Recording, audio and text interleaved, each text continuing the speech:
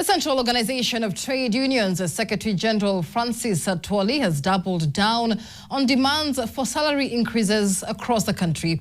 Atwoli has also warned employers against continued delays in implementing agreed pay rises, even as workers struggle with a rising cost of living, driven in part by high fuel prices.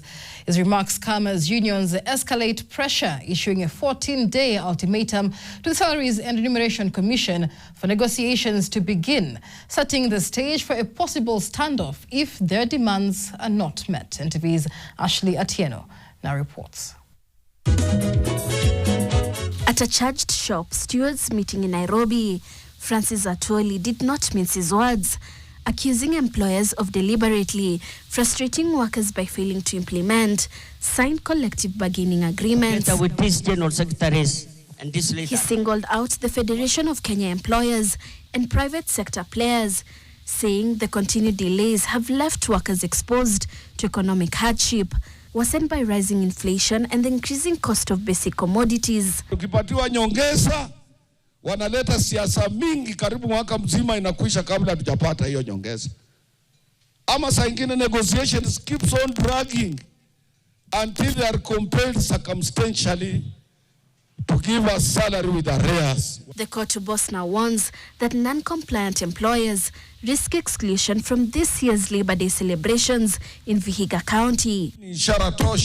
He further linked the urgency of salary reviews to external economic pressures, particularly the surge in global oil prices driven by ongoing conflicts in the Middle East. Kama bei ya mafuta inaenda juu, watu wa matatu wanaongeza bei yao. Sisi tunatumia matatu. Na petroleum products affects almost every product. Mambo ya mafuta. Vitu yote maisha inaenda juu.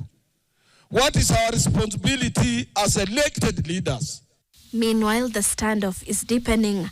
Civil servants from 19 independent commissions, through their union, are demanding salary increments of between 20 and 50%, issuing a 14-day ultimatum for negotiations to begin. But employers have pushed back. The Federation of Kenya Employers argues that businesses are already grappling with high operational costs, largely fueled by the very rising energy prices. You cannot go to one sector of the economy and say pay more.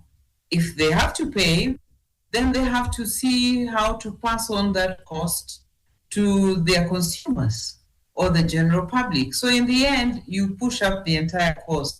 So perhaps that is not the best solution. On the other hand, Energy Cabinet Secretary Opiyo Wandayi says prior planning saved the country from over-the-roof fuel prices. If the government had not taken that bold move, as now kerosene would have been out of reach to nearly all households.